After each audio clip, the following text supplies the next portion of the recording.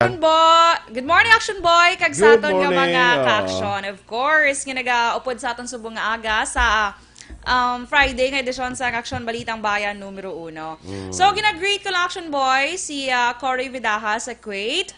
Good morning kay Energy Fans Club President Dennis Richard Tibor Roma. Mayong aga. Kay Sherwin John Carmona Dulaca, nagapamati man sa Aksyon Boy. Marites Salibio and Aime Estos, nagapamati. Si Winner, good morning Aksyon Radio, watching here sa Barangay Sumag from Rapis family. Kay Reds Vargas, nagapamati man. Lamlam Labarico. Kay Erla Vega, Catherine Balensario, Cesar, nagapamati man sila Aksyon Boy. Kay Jefferson Villacapa, good morning. Eleanor Rigby Agravante, araman. Kay Iluminado Wesna, nagapamati man sila. Kay Gabriel Santillan Gonzales Evelyn Lebrando Gabiason, good morning sa inyo. Kay Once Nano Pitak, good morning Aksyon Radio, Aksyon Boy, ginatamyaw ko lang gali mga pare ko, si Calvin Coral, kaga Wilden Chavez, salamat. Ano man? More power, Aksyon Radio, God bless. Kita mo da? Kita ko na. Daniel Valientes. Valientes. Good Sige. morning mga ka-aksyon. Kag-aksyon Kian. Aksyon Kian. Uy, nagtal. Aksyon ba, Aksyon Kian? Wala di Aksyon Kian sa ato niya, no? Oo, ay. So far, Aksyon Dorel. Walang upod na Aksyon Boy. Kaibigan natin Roberto, One Ball Gallo, good morning. Magdaltan, good morning, Mags. Yes. Kakapagabugtaw, Eddie Rio, Gracia Horvidalia. Rigor Barrera, Aksyon Boy. Nabasa mo na? Rigor Barrera. Si Eddie Rio. Ano man siya, Aksyon Boy, nagapamati. Good. Si Mike Javier. Aga pamati, gid. Yes, Mike Javier, Nante Mendoza, good morning. Chuchi Agbuya, nagapamati man. Kag si Aksyon Boy, si Manang sa Dalo, Manang Pirot, Nel Nirialista, pag naog ko gina sa patrol, aga pa mong. Ara na siya. Bukas na siya kabay sa Dalo. Ambay sa akon, Miss Dorel, morning! O, diba? Energetic niya si Nang Pirot yate. Amba ko man siya, good morning! May lang ko na ako kambal energy. Kaya do, wala pa ako tumayogan. Namong magkambal energy. Kaya magapangapi, mas ibang mga bako, energy! Kasi wala makibuhat ang magapangapi. So, si hamba ko lang anay, good morning lang na. Correct man. Correct. Nante Mendoza. Good morning, sir, and guapa Dorel. Ay, may amugin na. Basi may isa na makarang magtuhaw. Kalain. Kay Catalino Estor, Maria Gomez, good morning sa Pinas. Ay, di ni siya ba si Aragoro sa Kuwait ay? Or sa iba niya lugar. Kaya doon nabasa ko na siya kay Samong. Derwin Maalat, good morning. Jose Alan Braza, good morning man. Ate, Kuwait gidaw? Kuwait gid siya. Hala, katanda na kasubong sa mga ano sa aton Aksyon Boy, gasubaybay. Mga sila nagguroto ni mga Koribidaha. Dennis Malaga. Dra sa may ano ni? Yung Carlota EDP. La Carlota. Kay Jerry Urbino, kay Bunch Espinosa, Jero Ricodo. Good morning, ka-aksyon. Gwapa sa inyo ka-aksyon. Thank you, gida. Dennis Richard Roma. Ay, ari siya? Ay, ara siya gani. Katahom sang hair ni Mommy Doors. May mga babies. Thank you, bag ulan na plancha. Kaya budget pa rin ba? Sige, standby na sa aton nga mga balita lokal.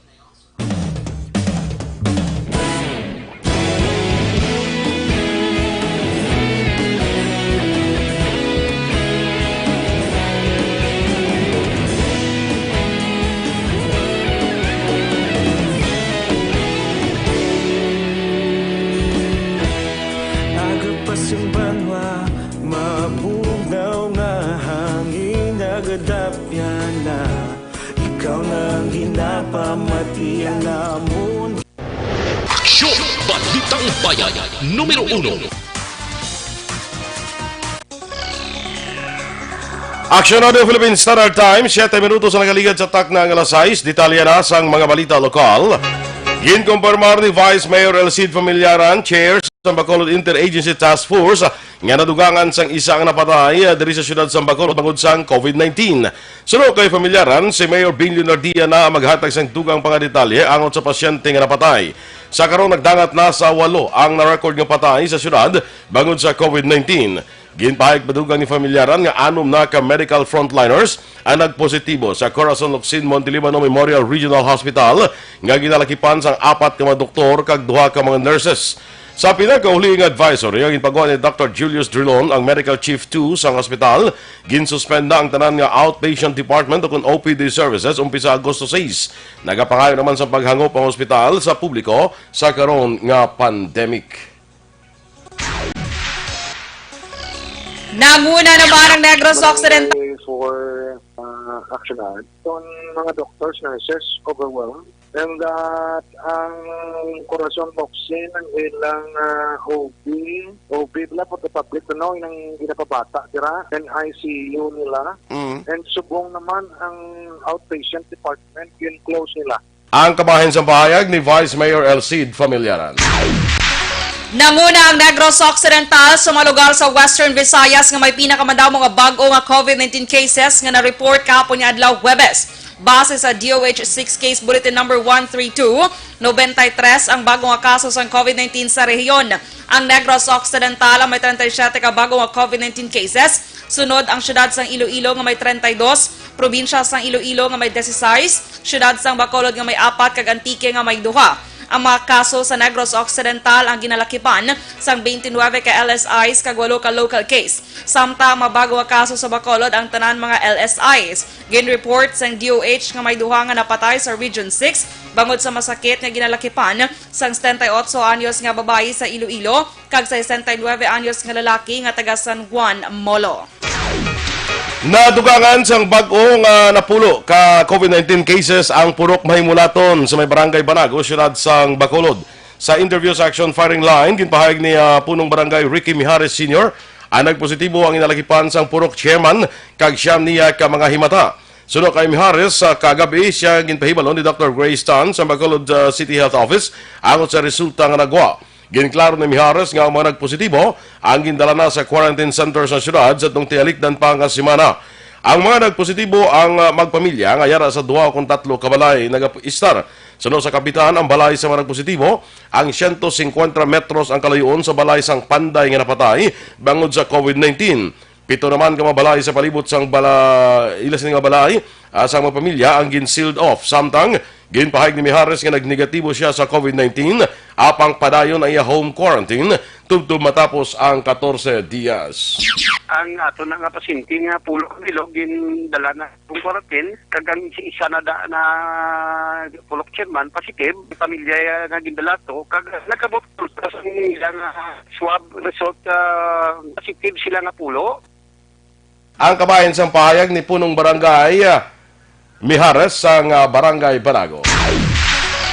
Ginakabig bilang COVID-19 na local transmission sa siyudad ng Cadiz, Negros Occidental ang pagpositibo sa 30 anyos nga Iloy. Sunod kay Mayor Salvador Escalante Jr., ang pasyente nga subong naka-admit sa St. Andrews Isolation Center ang close contact sa 3 ka miyembro sa iya pamilya nga una nagpositibo sa COVID-19 kag gintag bilang confirmed cases number 4, 8 kag 13 sa Cadiz. Dugang pa ni Escalante, una nga nagpositibo ang apor nga katapo sa Philippine Navy nga nagpauli sa Cadiz sa Linsan Lapu-Lapu, Cebu.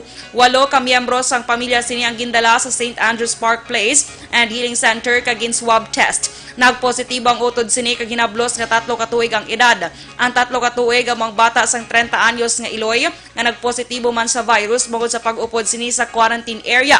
Sunod kay Escalante, napilitan ng Iloy nga mag-upod sa quarantine facility agod matatapan ng iya nga bata. Ang Iloy among patient number 1686 sa Western Visayas na kalakip sa 13 ka madugang nga nagpositibo sa Negros Occidental sang Miyerkules. Actually admitted siya sa healing center nato, di asymptomatic man mo. Local transmission, actually 3 na sila. Kung isa lang na sila pamilya, Marlon, positive to ni Apor, siyam na sila kabilog sa ila balay, gintipo na sa namon sa healing center, St. Andrews. Kabagin sang payag ni Cadiz City Negros Occidental Mayor Salvador Escalante Jr. Samtang ginsealed off naman ang 39 kamabalay sa Purok Cagaykay, Barangay 2, Syudad sang Bacolod matapos ng positibo sa COVID-19 ang isa ka lalaki nga napatay sa itong tilikdan nga simana. Suno kay punong barangay Imelda Baguanga sa itong bulan sa Oktobre tilikdan nga tuig sang may balatian na ginabatsyag ang napatay. Ang nagpositibo suno kay Baguanga isa ini ka retirado nga soldado. Gilayon ang sealed off ang mga balay sa palibot sa puluyan sang napatay para sa contact tracing. Ipaidalo man sa swab test ang mga persona nga nadala sa contact tracing.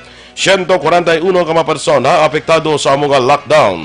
Gipasiguro ni Baguanga nga suportado sa barangay kay isang lokal ng gobyerno sa siyudad sa Bacolod ang mga kinahanglanon sa apektado sa sealed off.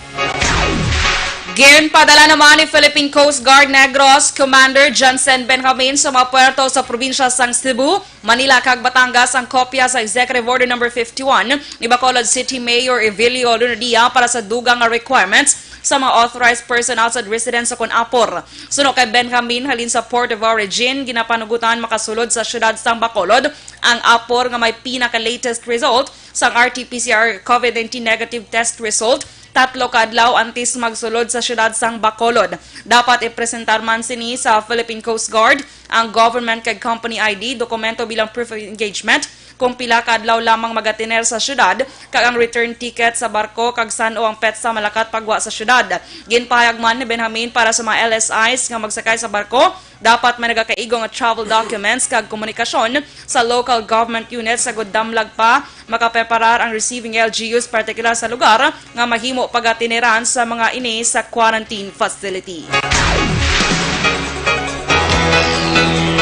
Ginadublian sa otoridad ang mga pumunuyo sa Beirut, Lebanon nga magwa sa ilang mga balay matapos ang explosion nga nagluntad sa mga lugar. Ginpahayag ni Rosemay C., isa ini ka overseas Filipino workers nga taga Negros nga yadto dito karon sa Lebanon nga antes pa nabaluan nga explosion ang natabo. Nagabatyag sila sa mga paskog nga tayog rason nga abi nila linog ang nagluntad. Duwa pa sini mga 10 minutos lang ang kalayon sa ilang namtangan sa lugar. Sa din nagsigabong kada pasalamat nga wala sila napilasan kag wala natiphag ang building kung narumpag ang building nga ila ginatiniran. Suno kay si gindilian sila nga makagwa sila balay bangod delikado ang chemical bangod sa sini nga pagsigabong. Ginapadulungan man sila sa Philippine Embassy sa Beirut kag nagtanyag sa bulig kung luyag nila magpauli diri sa Pilipinas.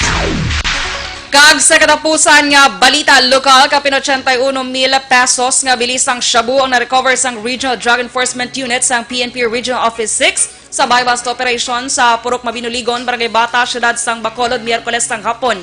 Ang suspect ang ginkilala kay Renato Tayupon, 37 anyos, kag pumuluyo man sa nasambit nga lugar. Na-recover kay Tayupon ang 11.91 gramos ang suspected shabu. Shabu for paraphernalia, bypass money nga 500 pesos, isa ka unit sang Yamaha Mio kag 600 pesos nga benta sa pagbaligya sang shabu. Sulo kay RDEU Head Police Lieutenant Thursday Castillo, semana ang surveillance nga laginhimo antes na dakpa ng suspect. Sa karon ginahulat ni Castillo ang resulta sa sample sang shabu nga ilagin padala sa crime laboratory agud gamiton ebidensya sa pagpasaka sang kaso. Aksyon Radio Philippines Standard Time, last size 16. Kag sa ato naman mga ka-aksyon sa panahon subong sang new normal.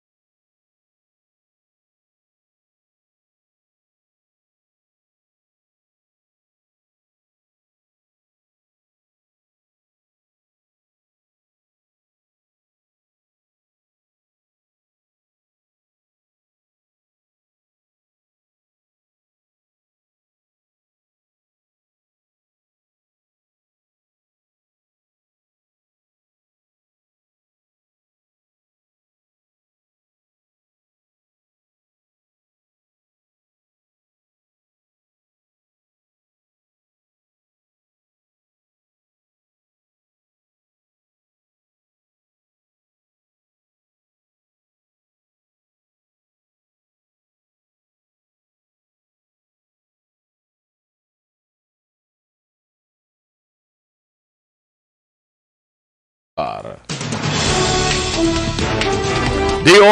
mag-hire sa dugang nga 10,000 ka mga medical healthcare workers. Samtang Pinoy nga nagkalapilasan sa nagluntad ng pagsigabong sa Beirut, nagdangat na sa 24. Detalye sa mga balita nasyonal sa pagbalik sa aksyon, Balitang Bayan Numero 1.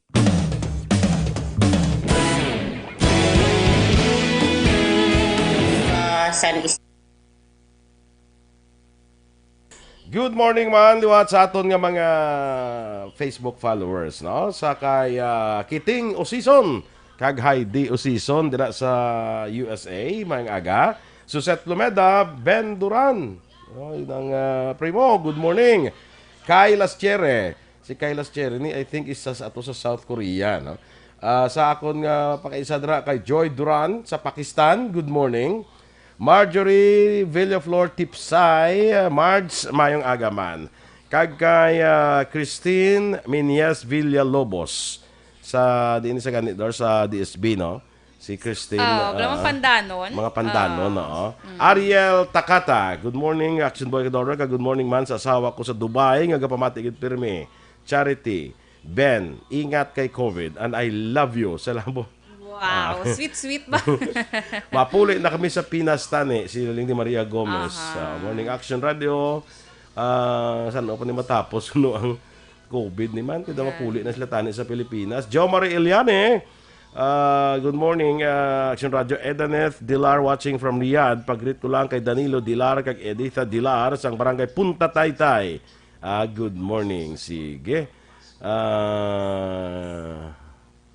Di ko nadampi man kay kagawad Melchor Baroca Rumbines kag sa upod niya man kuno sa council kagawad Teresita Ati Tumado Hordan nga monitor man subong Johnny Hinet Bailado, good morning dasi nagtalang na kundi man Ronel Ricaros Myla Rubin sang Dangkalan Ilog Gatungay family and Rubin family. Nag-greet mo na si Nanay Ligaya, Action Boy. Wala pa. Nanay Ligaya Abeto, dara sa may binalbaga, nagapamati siya ko na Action Boy. Good morning!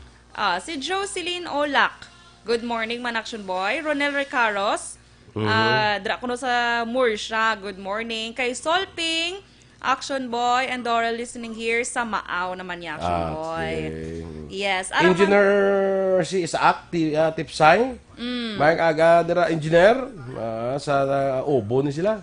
Sa Obo. Sa di niya Pero Obo. wala sa Obo. Wala siya go. Sa Obo diri sa Bacolod. Very good. Office of the building official. Ang pinaka-importante sa tanan Action Boy. Ara ka sa Obo pero kaga Obo. Yes. Very, gina siya. Very safe and sound. Kaya, Grace Foss, Action Boy, good morning there. Midnight na ko to sa ila.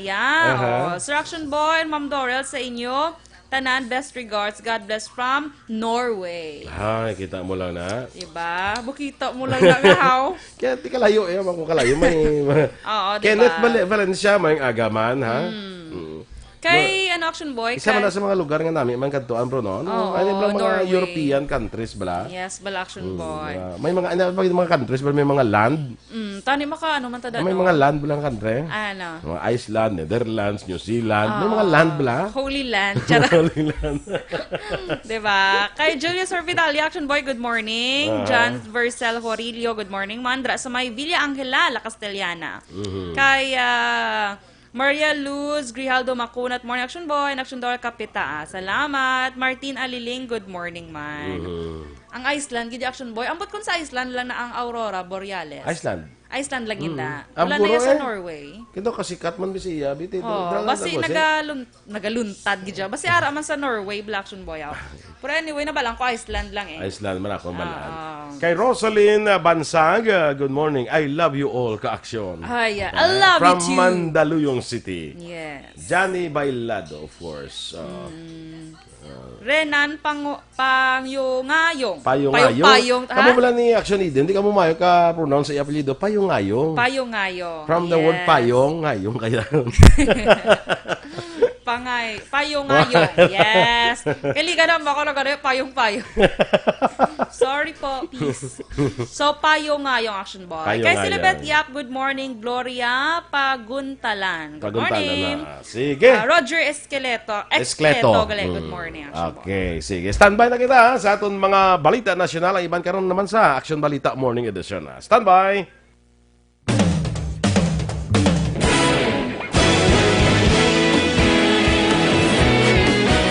Naghakot sang pagpasidungog ang mga katapo programa kag drama sang DYEZ Aksyon Radyo Bacolod sa Tingog kag Handurawan Awards 2020 sang KBP Negros Occidental Chapter. Ladies and gentlemen, our icon of radio in Negros Occidental this year goes to Eduardo de la Fuente.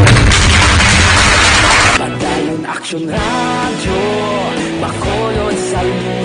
Himpasidunggan bilang icon of radio si Eduardo de la Fuente, Anchorman of the Year, Art Tayhupon, Reporter of the Year, Brian Morden, News Presenter of the Year, Boy Duran, Special Awards for Administrative, Nani Kirao, Best Radio Drama, Ang Timbangan sang Katarungan, Best News Program for AM, Aksyon Balita Banat Bulid ni Aksyon Rex Cantong, kag Best Entertainment Program for AM, This Is My Life ni Tita Wilma Sugaton.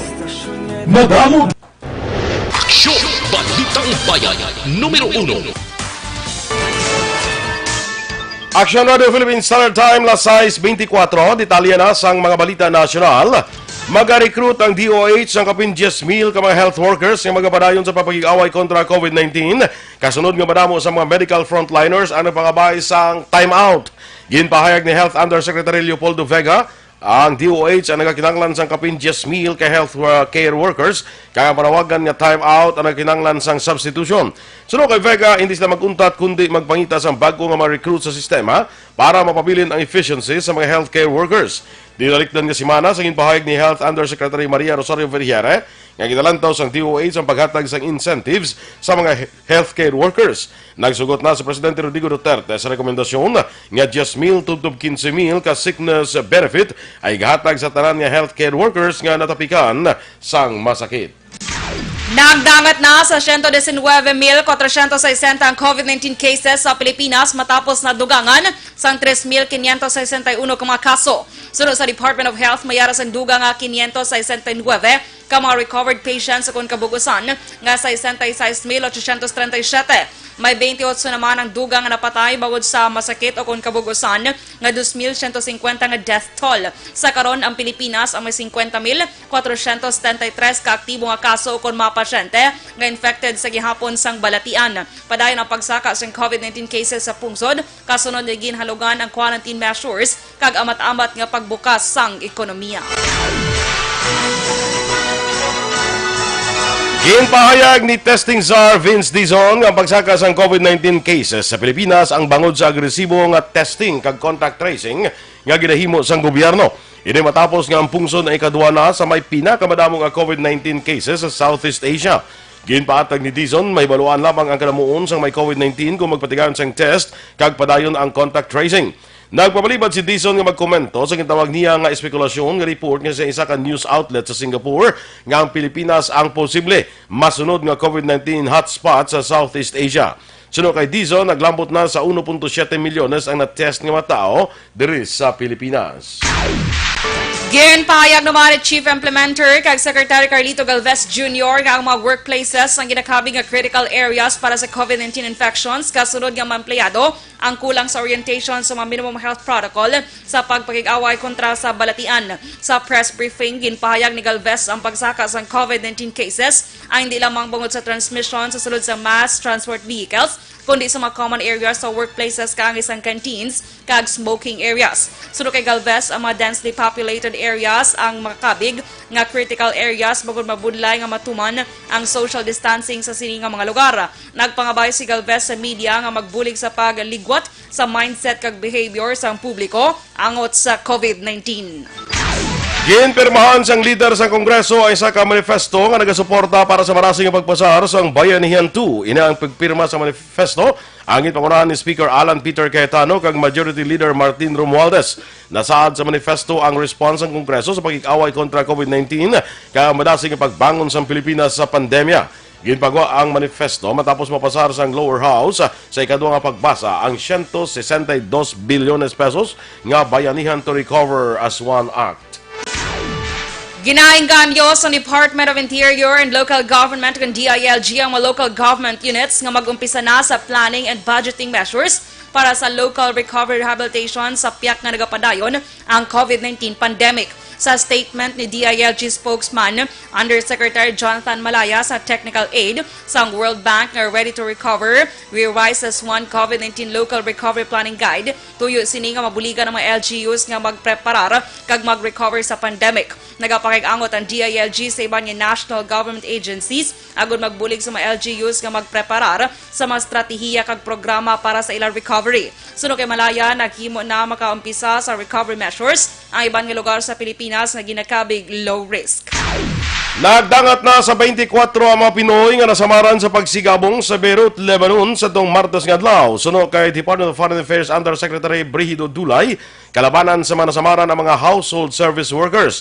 Kapin o kung duha naman ka mga Pinoy household workers ang napatay, samtang may isa ka seaman ang missing. Sunod sa Philippine Embassy sa Beirut, napulo sa 11 ka mga seafarers ang unang na-report nga missing ang nakita na kag safe na sa karon.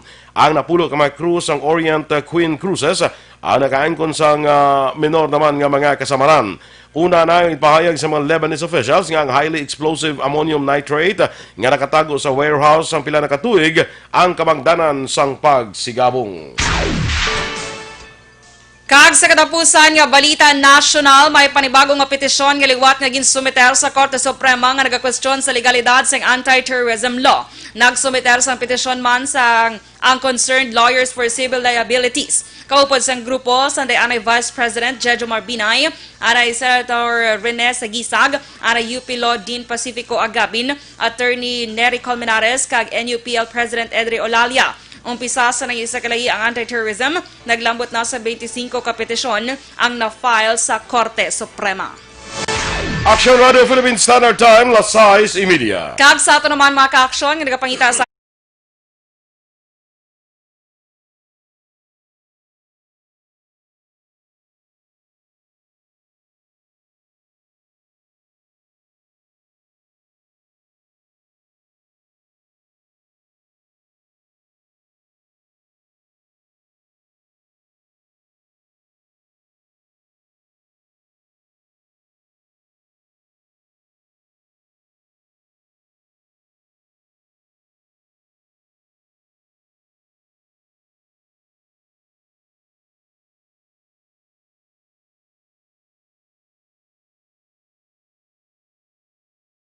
Yung mabatiya na aton mga balita diri sa Aksyon, Balitang Bayan Numero 1. Standby na sa Aksyon Report, second portion. Upod ka Aksyon, Fred Salanga. Balikay kita sa Aksyon Balita Morning Edition. Upod ka po sa inyong news team. Aksyon Dorel Cabatu. Kag Aksyon Boy Duran, una sa balita, una sa Aksyon, sa Bacolod Aksyon Radio.